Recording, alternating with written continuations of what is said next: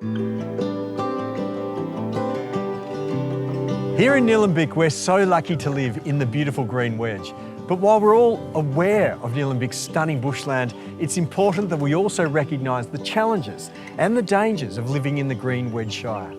We're here with Steph from Council today discussing the Nillumbik environment, its beauty and of course how best we can manage it. Steph, such a beautiful place to live, isn't it?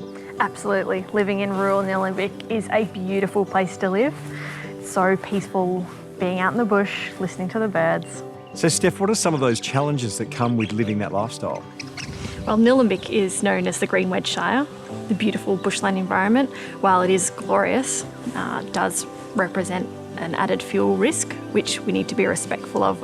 So while protecting those environmental values of our bushland, we do need to take precautions to prepare for the fire season and keep ourselves safe. So Steph, tell us about some of the things that we can do to help manage this.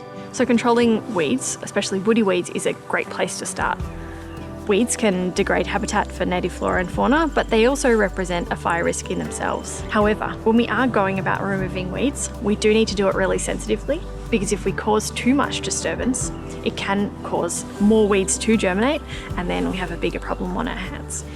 By removing woody weeds like blackberries or broom sensitively, we can preserve habitat, but also remove the biomass which would otherwise add excess fire risk.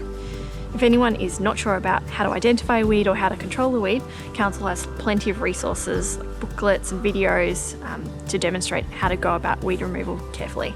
So it sounds like our role in protecting the environment and the environment itself really go hand in hand, don't they?